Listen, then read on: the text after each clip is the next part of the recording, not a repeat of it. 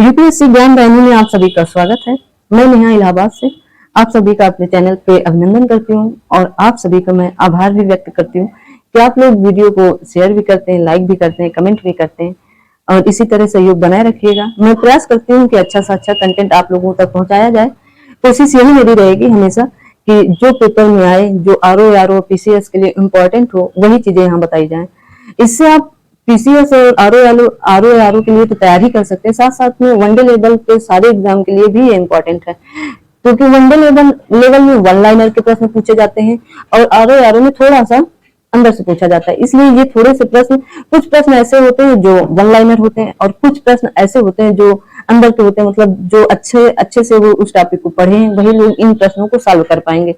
तो इसलिए आज मैं यहाँ पर आप लोगों को कुछ प्रश्नों के माध्यम से मैं यहाँ पर बताऊंगी कि क्या कहते हैं, भारत में संविधान सभा एवं संविधान निर्माण प्रक्रिया कैसे कैसे हुई। तो मैं इन्हें प्रश्नों के माध्यम से बताऊंगी, क्योंकि ये मेरा टॉपिक छूटा हुआ था, तो इसलिए मैं इन्हें प्रश्नों के द्वारा लेकर आई हूँ कि इन्हें प्रश्नों के द्वारा ये बताया जाए, क्योंकि डिटेल तो एक दो दिन में क्लासें चलती हैं, एक दो दिन क्लास इनकी चलेंगी तभी इनकी डिटेल खत्म हो, क्योंकि लंबा प्रोसेस है इनका। तो इसलिए मैं इससे कुछ संबंधित प्रश्न लेकर आई हूँ, कितनी इनमें सभाएं हुई थी, कितनी इनमें समितियां हुई थी, कितनी महिलाएं थी। तो ये सारे मैं प्रश्न आज यहाँ पर आपको यहाँ पर दिख रहा है, लगभग 41 पेज, तो 41 स्लाइड है यहाँ पर। तो आप लोग इत्मीनान से बैठकर आप इन्हें देख सकते हैं, आपको लाभ होगा। कुछ प्रश्न ऐसे होंगे जो शायद आज से पहले आप नहीं देखे होंगे, जो वनडे लेवल देना चाह रहे हैं वो तो बिल्कुल नहीं देखे होंगे। तो यहाँ पर आइए स्टार्ट करते हैं। आप लोगों का फिर से एक बार यूपीएससी ज्ञान वाहिनी में आप सभी का स्वागत और अभिनंदन करती हूँ मैं। तो यहाँ पर आइए स्टार्ट करते हैं। तो जैसे आप लोग तैयारी कर रहे हैं, मैं पहले थोड़ा सा बता देती हूँ, जैसे आप लोग तैयारी कर रहे हैं तो कुछ ऐसी बातें होती हैं जो शायद बताने लायक नहीं होती, मतलब कि जैसे आप तैयारी कर रहे हैं, आप नए हैं या पुराने हैं, तो कुछ चीजें ऐसी होती है जो आपको पता होती हैं। तो मतलब मैं हर एक छोटी से छोटी बात नहीं बताऊंगी, क्योंकि इतना स्टूडेंट लाइफ में आप ग्रेजुएशन करके ही एग्जाम देंगे, चाहे पीसीएस का हो चाहे आरओ का हो, या आप कोई वनडे लेवल है, जैसे इतने समय टेट के लिए तो 10 ही पास मांगा है, तो वहां पर इतने गहराई से प्रश्न नहीं पूछे जाएंगे। मतलब टेट के लिए जो भी प्रश्न होंगे मैं उन्हें बता दूंगी कि इस तरह के प्रश्न पूछे जाते हैं, आप इन्हें देख सकते हैं। तो आइए स्टार्ट करते हैं। जैसे कि आपकी स्क्रीन पर पहला प्रश्न यहाँ पर दिख रहा है कि भारत के लिए संविधान की रचना है तो संविधान सभा का विचार निम्नलिखित में से सर्वप्रथम किसने प्रस्तुत किया था। मैंने यहाँ पर कुछ मतलब चित्र भी लगाए हैं 2-4-5 प्रश्न में, कि आप लोगों को अगर सही लगे या अच्छा लगे तो जरूर बताइएगा, क्योंकि ये चित्र मैंने इसलिए लगाया ताकि आप लोगों को लाभ हो, देखे तो आप लोगों को अच्छा लगे कि हाँ इससे कुछ समझ में आ रहा है, कि आप अपने दिमाग की बत्तियां जलाइए। आप अपने दिमाग की बत्तियां जलाएंगे तो ये प्रश्न कर पाएंगे, क्योंकि आपको उत्तर तो दिख रहा है लेकिन ये प्रश्न इतना आसान नहीं है जितना आप सोच रहे हैं। तो जैसे इसमें उत्तर आपको दिख ही रहा है कि स्वराज पार्टी ने 1934 में, तो स्वराज पार्टी ने 1934 में कैसे किया, तो स्वराज पार्टी ने आत्मनिर्णय के अधिकार की मांग की और इसमें बताया गया कि वयस्क मताधिकार के आधार पर निर्वाचित भारतीय प्रतिनिधित्व की एक संविधान सभा होगी। इसमें बताया गया 1934 में कि भारतीय मतलब आधार पर निर्वाचित वयस्क मताधिकार के आधार पर, ठीक है। फिर बताया गया जो संविधान के निर्माण करेगी, भारतीयों की ओर से संविधान सभा की मांग करने का यह सर्वप्रथम अवसर प्राप्त हुआ था, जैसा कि आप यहाँ देख सकते हैं। तो यहाँ पर उत्तर आपका सही होगा नंबर 1। स्वराज पार्टी ने 1934 में ये कहा था कि भारतीय संविधान सभा का विचार निम्नलिखित किसने प्रस्तुत किया था, ठीक है। तो आइए देखते हैं अगला प्रश्न। तो अगला प्रश्न क्या है, जैसा कि आप देख सकते हैं, तो यहाँ पर लिखा है, मैं इसको और बड़ा कर दूं ताकि आप लोगों को वीडियो में अच्छे से दिखे। तो यहाँ पर लिखा है जैसे कि स्वतंत्रता के पूर्व के दिनों में प्रारंभ में किसने संविधान निर्मात्री सभा का विचार प्रस्तुत किया था। जैसे तो इसका भी उत्तर आपको दिख रहा है कि एम.एन. राय ने किया था। तो वर्ष 1934 में भारत में संविधान निर्मात्री सभा का विचार एम.एन. राय ने दिया था और सर्वप्रथम यही विचार किए थे एम.एन. राय ने। तो यहाँ पर ये आपका पहला ऑप्शन सही हो जा रहा है। तो इस तरह आप देख लीजिए, ये यूपी जीआईसी 2017 में पूछा गया, अभी लेटेस्ट ही पूछा गया है, तो आप इसलिए इन्हें देख सकते हैं। मैं आपको कई प्रश्न ऐसे बताऊंगी जो मोस्ट इंपॉर्टेंट प्रश्न होंगे और उन्हें आप याद कर लीजिए। जैसे अगला प्रश्न ये है, देखिए मैंने इसमें पुस्तक का चिन्ह बनाया है कि आप लोग पढ़िए। एक निर्वाचित संविधान सभा द्वारा भारत के संविधान का निर्माण करने का प्रस्ताव किया गया था, तो किसके द्वारा किया गया था। तो जैसे आप यहाँ पर उत्तर देख रहे हैं कि क्रिप्स मिशन द्वारा। तो एक निर्वाचित संविधान सभा द्वारा भारत के संविधान का निर्माण करने, तो इतने समय जब क्रिप्स मिशन आया था, तो द्वितीय विश्व युद्ध के समाप्त होने के, द्वितीय विश्व युद्ध समाप्त हो रहा था क्योंकि 1942 के आसपास क्रिप्स मिशन आया था, और 1940-41 के आसपास द्वितीय विश्व युद्ध समाप्त हो गया था। का प्रस्ताव सर्वप्रथम क्रिप्स मिशन 1942 में रखा गया था। तो यहाँ पर देख सकते हैं आप, कुछ ये प्रश्न इंपॉर्टेंट ही हैं जो मैं लेकर आई हूँ। आप अगला प्रश्न देखिए। जैसा कि ये अगला प्रश्न है, आप इसमें देख सकते हैं ये पिन पहले से ही चला है, क्योंकि मैं ये पीडीएफ पहले एक बार पढ़ चुकी हूँ, तब आप लोगों को बता रही हूँ ताकि कोई दिक्कत ना हो समझाने में। तो आप इसमें अगला प्रश्न देख सकते हैं। कैबिनेट मिशन योजना के अंतर्गत सर्वप्रथम निर्मात्री परिषद में प्रत्येक प्रांतों को आवंटित सदस्य संख्या निर्धारित करने के लिए एक प्रतिनिधि कितनी जनसंख्या के अनुपात में था। तो यहाँ पर जो बताया जा रहा है कि 10 लाख व्यक्ति। तो यहाँ पर कैबिनेट मिशन जब वर्ष 1946 में भारत आया था, तो वर्ष 19 ये आप पहले याद रखिए कि वर्ष 1946 में कैबिनेट मिशन भारत आया था। मिशन ने अपनी रिपोर्ट में संविधान सभा के गठन का एक सूत्र प्रस्तुत किया था, जिसके आधार पर संविधान सभा निर्वाचित होनी थी और प्रांतों का प्रतिनिधित्व जनसंख्या के आधार पर होना था। इसलिए इस तरह मोटे तौर पर प्रति 10 लाख व्यक्तियों के ऊपर एक प्रतिनिधित्व के निर्वाचन की व्यवस्था प्रस्तावित की गई थी, क्योंकि जनसंख्या इतनी अधिक थी और क्या कहते हैं निर्वाचित जो सदस्य होने थे वो बहुत कम थे। इसलिए 10 लाख पर व्यक्ति के बीच में एक सदस्य को निर्वाचित होने का अनुपात यह जनसंख्या के अनुपात पे था। अगला प्रश्न देखते हैं। जैसे कुछ प्रश्न होंगे जो वन लाइनर ही हैं। जैसे इसमें कहा गया है इन निम्न व्यक्तियों में से कौन कैबिनेट मिशन का सदस्य नहीं था। तो William Wood, Patrick Lawrence, Stafford Cripps और ए बी अलेक्जेंडर। तो यहाँ पर A B Alexander, Patrick Lawrence तो थे ही। अब इसमें आपको दो में और क्रिप्स मिशन भी थे, जैसे आप देख सकते हैं कैबिनेट मिशन था तो क्रिप्स मिशन आएंगे ही आएंगे। तो यहाँ पर उत्तर आपका विलियम वुड सही हो जाएगा, क्योंकि ये नहीं थे। अब बात करते हैं कैबिनेट मिशन कब आया था भारत। तो 1946 में मैंने पहले ही बताया। इसमें सदस्य मैंने स्टैफोर्ड क्रिप्स इसके अध्यक्ष ही थे, या बोर्ड ऑफ ट्रेड के अध्यक्ष ही थे, मतलब इसके अध्यक्ष ही थे, तो ये तो थे ही। पैट्रिक लॉरेंस भारत सचिव रहे हैं और ए बी अलेक्जेंडर नौसेना मंत्री थे उतने समय 1946 में। ठीक है, अगला प्रश्न देखते हैं कि भारतीय संविधान सभा का गठन किया गया था किसके अंतर्गत किया गया था। तो भारत सरकार अधिनियम 1935 के अंतर्गत, कैबिनेट योजना 1942 के अंतर्गत, क्रिप्स योजना 1942 के अंतर्गत, कैबिनेट मिशन योजना 1946 के अंतर्गत, भारतीय स्वतंत्रता अधिनियम 1947 के अंतर्गत। तो जैसे अभी इससे पहले ही वाला प्रश्न मैंने बताया, कैबिनेट मिशन योजना 1946 के अंतर्गत ये बात कही गई थी। तो भारतीय संविधान का प्रतिनिधित्व निर्वाचन के आधार पर गठन कैबिनेट मिशन योजना 1946 के अंतर्गत किया गया था। अगला प्रश्न देखते हैं। अगला प्रश्न है कि 1946 में निर्मित अंतरिम सरकार में कार्यपालिका परिषद के उप सभापति थे। तो उप सभापति कौन थे। तो आप इसमें ऑप्शन देख सकते हैं, जवाहरलाल नेहरू, डॉक्टर एस राधाकृष्णन, सी राजगोपालाचारी, डॉक्टर राजेंद्र प्रसाद।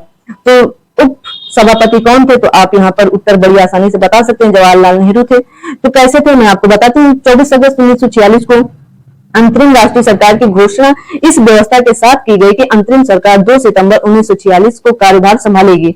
वायसराय इसमें कार्यपालिका परिषद का पदेन अध्यक्ष तथा जवाहरलाल नेहरू को उपाध्यक्ष या उप सभापति कहा गया या बनाया गया। ठीक है, तो आप यहाँ पर उत्तर ए सही होगा।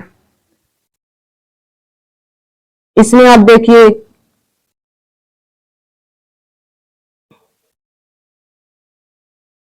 इसमें देख सकते हो, निम्नलिखित में से कौन अगस्त 1946 में गठित प्रथम अंतरिम राष्ट्रीय सरकार का सदस्य नहीं था।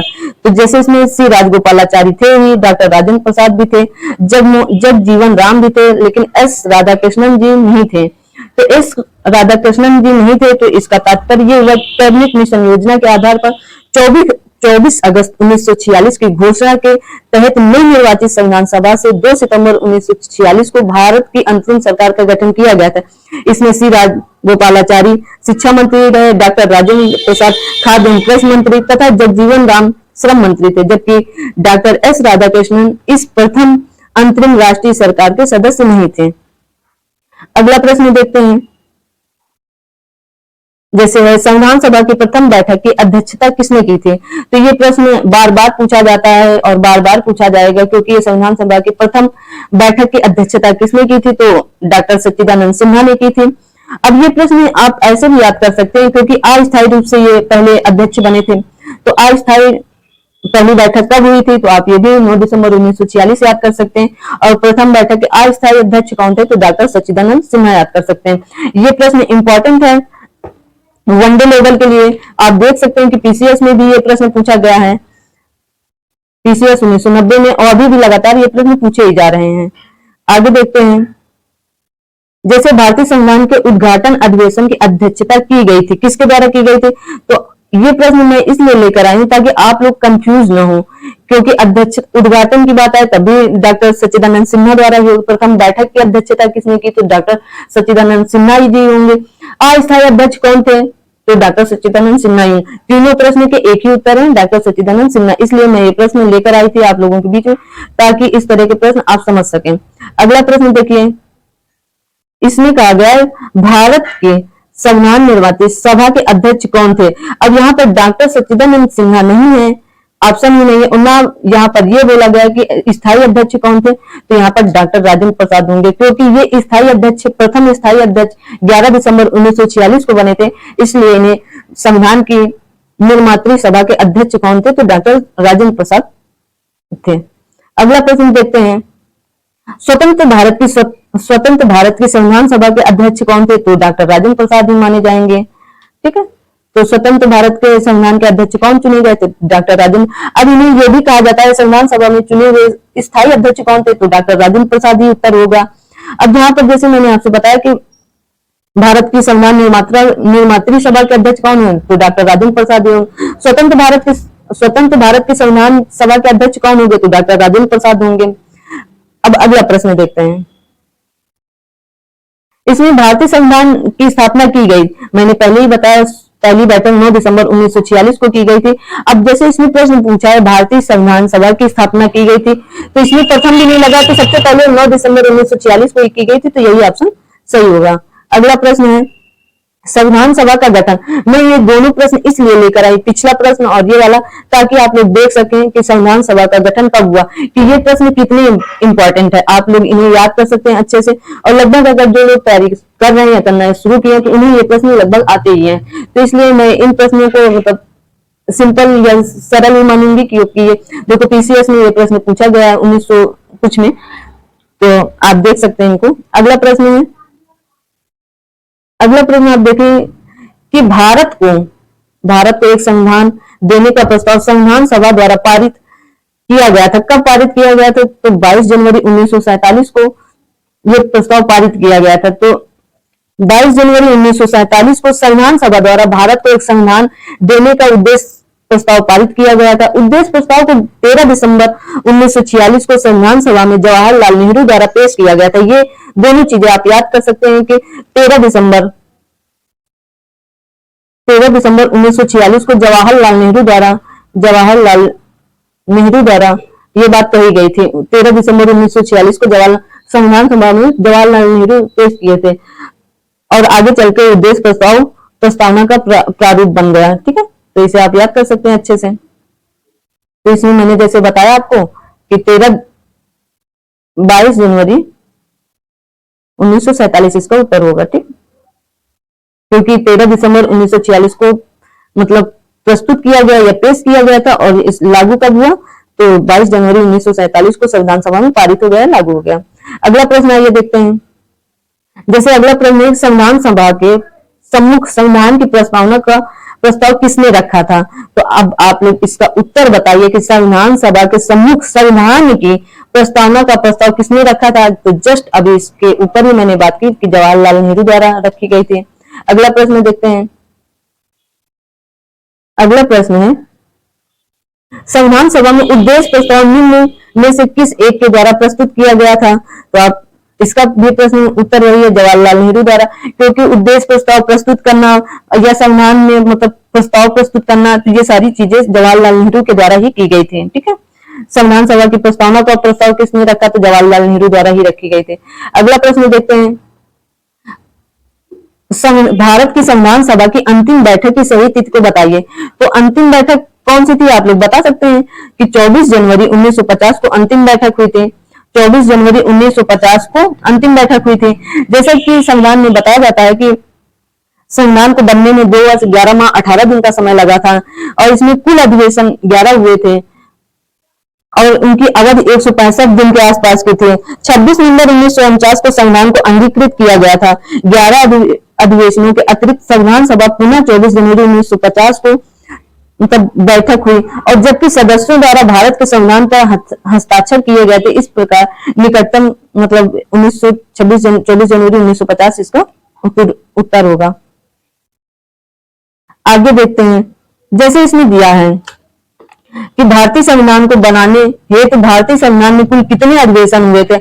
अगर जब कुल की बात आ जाए कि कुल कितने अधिवेशन हुए तो आप लोग यही सोचेंगे कि अभी तो आप 11 बोल के गए हैं और अभी आप बोल रहे हैं कि 12 अधिवेशन हुए थे। तो यहाँ पर ये निकटतम है क्योंकि 11 अधिवेशन तो हुए थे और 26 जनवरी 1950 को संविधान लागू हो गया था। तो कहीं कहीं उस बैठक को भी यहाँ या बैठक या अधिवेशन एक ही बात होती है, तो वहां पर इस लास्ट वाली जो 26 जनवरी 1950 को अधिवेशन हुआ था उसको भी मान लिया जाता है। तो इसलिए यहाँ पर उत्तर सी हो जाएगा। अब इसमें आपको मिलाने के लिए है तो आप पहले यहाँ मिलाइए, फिर मैं वहां पर आपको उत्तर दिखाती हूँ। तो जैसे यहाँ पर बताया जा रहा है कि सूची 1 को सूची वाई से सुमेलित कीजिए और सूचियों के नीचे दिए गए कूटों का प्रयोग करते हुए सही उत्तर दीजिए। तो पहले आप यहाँ मिला सकते हैं, तो मिलाने का प्रयास करिएगा। तो संविधान सभा के पहले उपाध्यक्ष कौन थे, तो आप इसका उत्तर बताएं कि संविधान सभा के पहले उपाध्यक्ष कौन थे।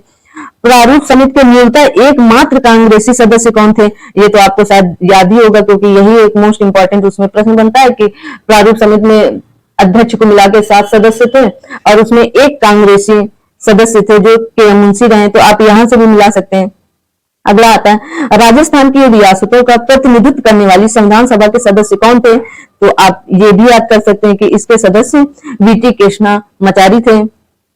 अगला आप याद कर सकते हैं, संघ संविधान समिति के अध्यक्ष कौन थे, तो ये तो संघ के आप हैं तो आप बिल्कुल बता देंगे कि जवाहरलाल नेहरू जी थे। अब एक बचता है कि संविधान सभा के पहले उपाध्यक्ष कौन थे, तो इसका उत्तर आप डी लगा दीजिए। तो इस तरह एच.सी. मुखर्जी, जैसे आपको कुछ चीजें नहीं भी आ रही तो आप इस तरह मतलब एनालिसिस कर सकते हैं कि कैसे किसको जोड़ना है। आप जवाहरलाल नेहरू से आप कर सकते हैं कि संघ संविधान समिति के अध्यक्ष जवाहरलाल नेहरू जी थे।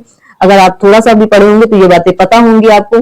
तो आइए यहाँ पर उत्तर देखते हैं। तो पहले का उत्तर 4, दूसरे का उत्तर 3, तीसरे का उत्तर 2 और तीसरे का उत्तर 3। तो पहले का उत्तर 4 कहां पर है, तो 4। तो यहाँ पर पहले से ही मिल जा रहा है कि एक ही में 4 दिया गया है, तो यहाँ पर ऐसे। तो आप देख सकते हैं कि बी उत्तर इसका सही होगा। आप ऐसे एनालिसिस करके आप प्रश्न कर सकते हैं। अगर आपको प्रश्न नहीं आ रहा तो आप इस तरह प्रश्न कर सकते हैं। जैसे अभी मैंने ये प्रश्न पढ़ा ही था कि कितना समय भारत के संविधान के निर्माण में संविधान सभा को कितना समय लगा था, तो 2 वर्ष 11 माह 18 दिन का समय लगा था। इसमें मैंने बताया था आपको कि 165 दिन की अवधि रही है, जो 2 माह 11, क्योंकि इसके अधिवेशन 11 अधिवेशन हुए रहे, तो इस वजह से आप ऐसे याद कर सकते। अगला प्रश्न देखते हैं, भारतीय संविधान के निर्माण के समय संवैधानिक सलाहकार कौन थे, तो ये तो मतलब बच्चे को भी याद रहता है कि बी.एन. राव को भी आप तैयारी कर रहे हैं, तो ऐसे प्रश्नों पर कुछ डिटेल देना, क्या ही डिटेल दूं मैं इसमें, बस इसको 1 लाइनर है, आप इसको याद कर सकते हैं। और आप यहाँ देख सकते हैं ये प्रश्न कितना इंपॉर्टेंट है, कितनी बार पूछा गया, और लगभग देखो UP lower, Jharkhand PCS, Uttarakhand UDA LDA, UP PCS pre 2014 में पूछा गया।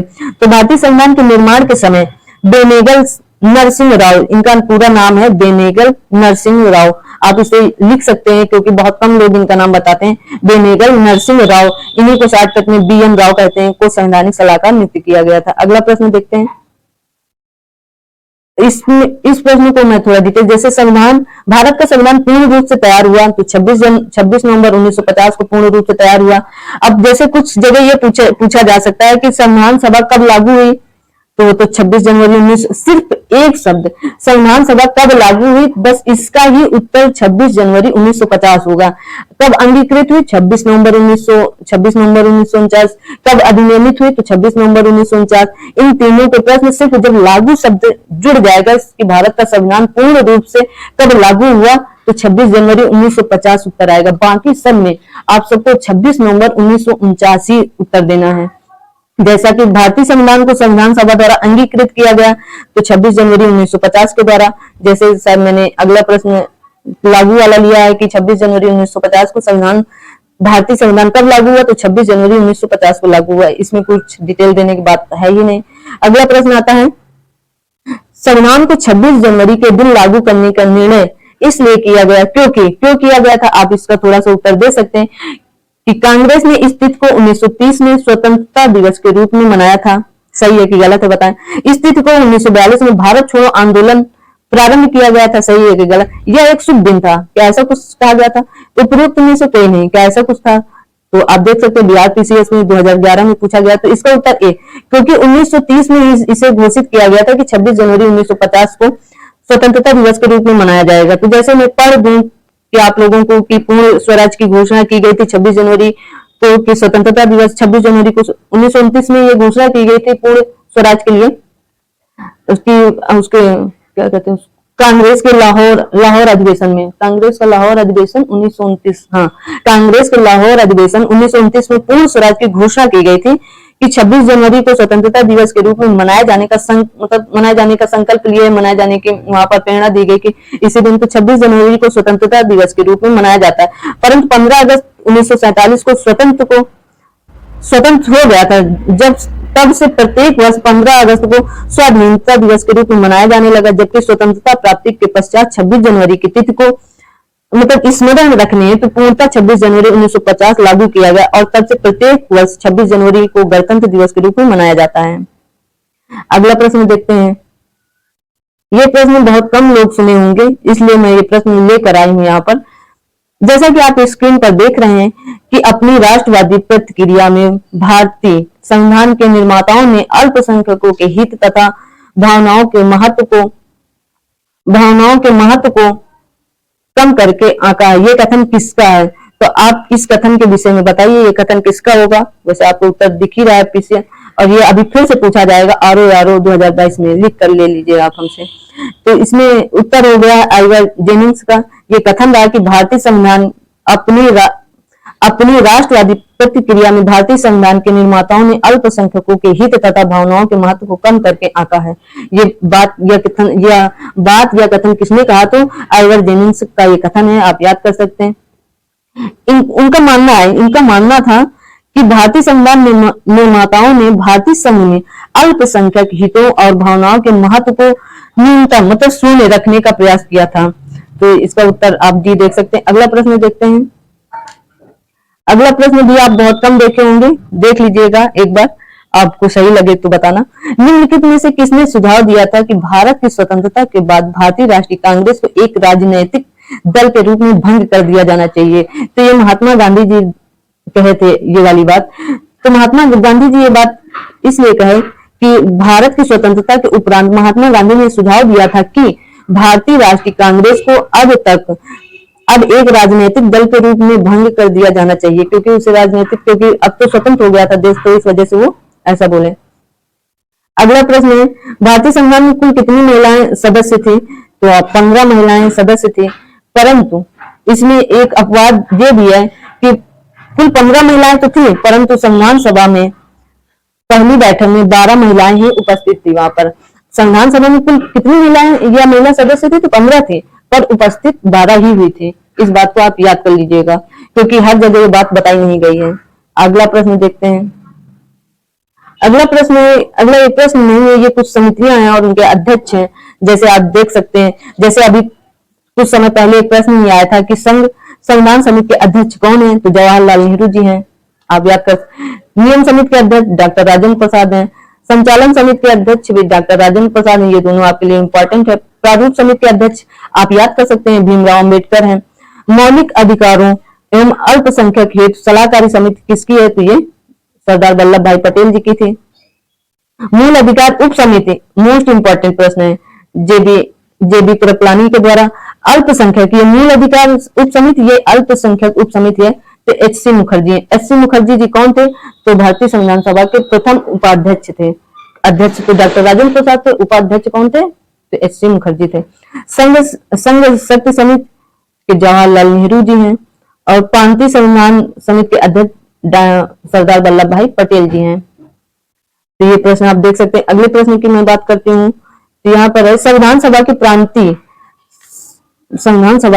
संविधान समिति का अध्यक्ष कौन था? अभी अभी जस्ट मैंने बताया, तो आप बताइए। प्रांतीय डॉक्टर सरदार पटेल जी थे। तो सरदार पटेल जी, जस्ट इसके ऊपर वाला ही प्रश्न था।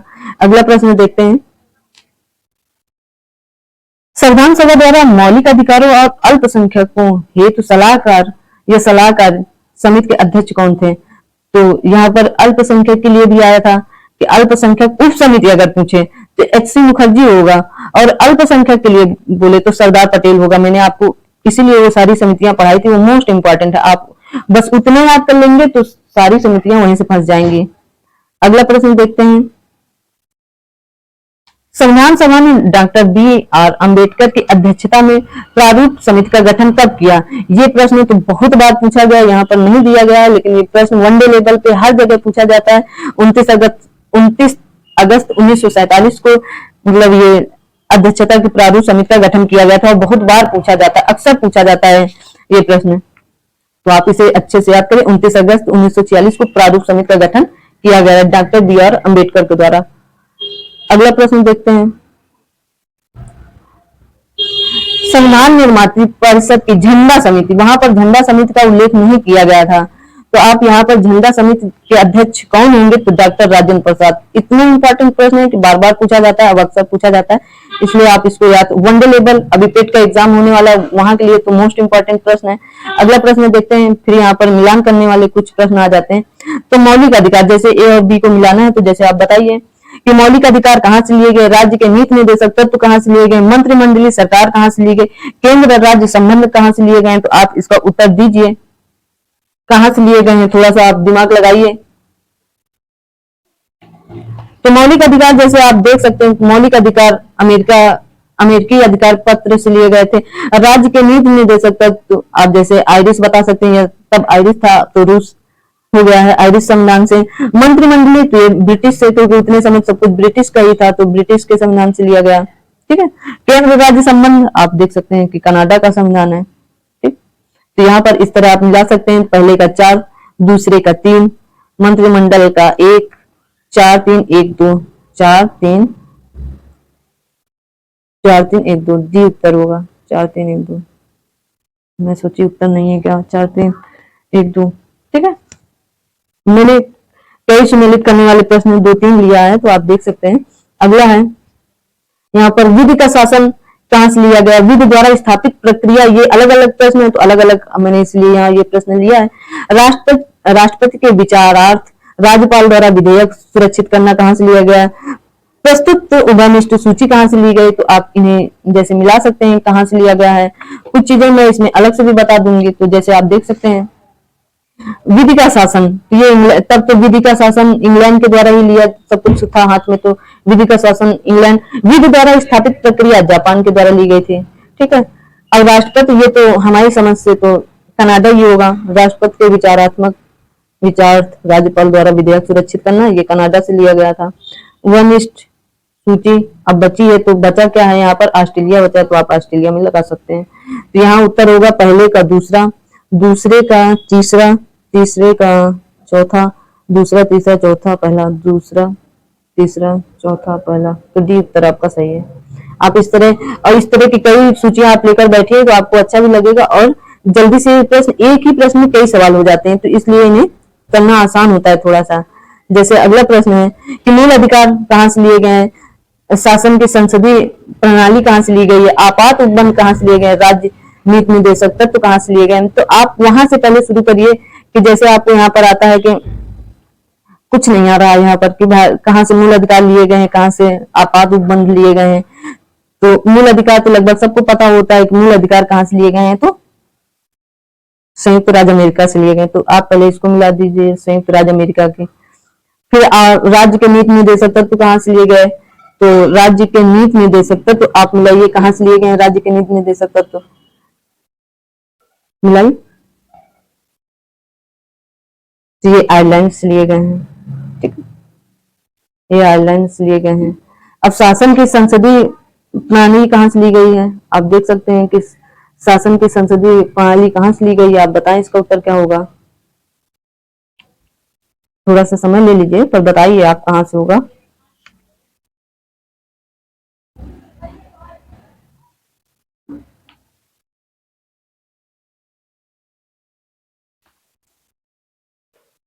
मूल अधिकार संयुक्त राज्य अमेरिका से हो गया। शासन की संसदीय प्रणाली, तो भाई अभी थोड़ी देर पहले ही मैंने बताया कि शासन की संसदीय प्रणाली कहां से ली गई, तो सी का, डी का, यूके, यूके मतलब इंग्लैंड से ली गई है। ठीक। आपात उपबंध कहां से लिए गए हैं, तो जर्मनी से लिए गए हैं। जर्मनी का वाइमर जो संविधान रहा है वहां से लिए गए हैं, तो आप इन्हें ऐसे मिला सकते हैं। तो पहले का दूसरा, दूसरे का पहला, पहला दूसरा, पहला दूसरा एक ही ऑप्शन है, तो ऑप्शन सी देखिए, उत्तर सी है, उत्तर सी यहाँ पर सही होगा। अगला प्रश्न देखते हैं। भारत में समवर्ती सूची की संकल्पना, जो संकल्पना होती है कहाँ से, मतलब ये इसका उद्घाटन या उद्धत किया है तो कहाँ से ली गई है भारत की समवर्ती सूची। तो आप बताएं कि भारत की समवर्ती सूची कहाँ से ली गई है। आप उत्तर देखिए, यूएसए के संविधान से, स्विट्जरलैंड के संविधान से, ऑस्ट्रेलिया के संविधान से, यूएसएसआर के संविधान से। तो कहां से ली गई, आप इसका उत्तर दीजिए, उत्तर दीजिए। इसका उत्तर क्या होगा, इसका उत्तर होगा ऑस्ट्रेलिया के संविधान से समवर्ती सूची ली गई है। ठीक है, अगला प्रश्न देखते हैं। यहाँ पर फिर सूची मिलाने वाला आ गया। यहाँ पर तो अब आप आसानी से मिला लेंगे। राज्य के निर्देशक तो आयरलैंड से, मूल अधिकार तो संयुक्त राज्य अमेरिका से, संघ राज्य संबंध कहां से लिए गए, तो ऑस्ट्रेलिया से लिए गए हैं। संघ राज्य संबंध कहां से लिए गए, तो ऑस्ट्रेलिया से लिए गए। भारत राज्यों का संघ है तथा संघ में अधिक शक्ति निहित है, ये कहां से लिया गया, तो ये कनाडा से लिया गया। ठीक, तो आप पहले का दूसरा, दूसरे का चौथा, दूसरे का पांचवा, दूसरा पांचवा है कहीं, तीसरा था क्या, अच्छा तीसरा पांचवा, तीसरा पांचवा दो जगह है, ये भी कट गया, ये भी कट गया। फिर तीसरे का पहला, 3 5 ये ऑप्शन आपका सही है। आइए अगला प्रश्न देखते हैं। अगला प्रश्न है, भारतीय संविधान में मौलिक कर्तव्यों का विचार लिया गया है, कहां से लिया गया भारतीय संविधान में मौलिक कर्तव्यों का विचार। तो बहुत अच्छे से आप सब जानते हैं, पूर्व सोवियत संघ पहले इसे कहा जाता था, अब इसे वर्तमान में रूस कहा जाने लगा। तो मूल कर्तव्य किस अनुच्छेद के अंतर्गत आते हैं, तो मूल कर्तव्य अनुच्छेद 51 का के अंतर्गत आते हैं। किस भाग में आते हैं, तो भाग 4 का के अंतर्गत में आते हैं।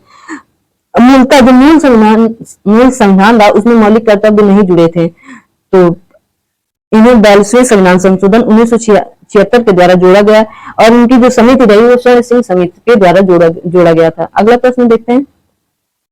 तो अगला प्रश्न है कि भारतीय संविधान में सन्निहित मूल अधिकारों की अवधारणा किस देश के संविधान से ली गई है। तो यहाँ पर मूल अधिकारों की बात कही गई तो संयुक्त राज्य अमेरिका है। बहुत बार प्रश्न है और कई बार मैं इसलिए लेकर आई ताकि आप लोगों को ये बता सकूं कि ये प्रश्न इतना इंपॉर्टेंट है, ये बार बार इस तरह के प्रश्न पूछे जाते हैं। तो आप लोग इसलिए परेशान मत होइएगा कि अरे यही प्रश्न बार बार क्यों लेकर, क्योंकि इस तरह के प्रश्न पूछे जाते हैं, तो इसलिए मैं ये प्रश्न कई बार रखी हूँ ताकि आप लोगों को लगे कि हाँ ये इंपॉर्टेंट है। अगला और लास्ट प्रश्न है इस सेशन का।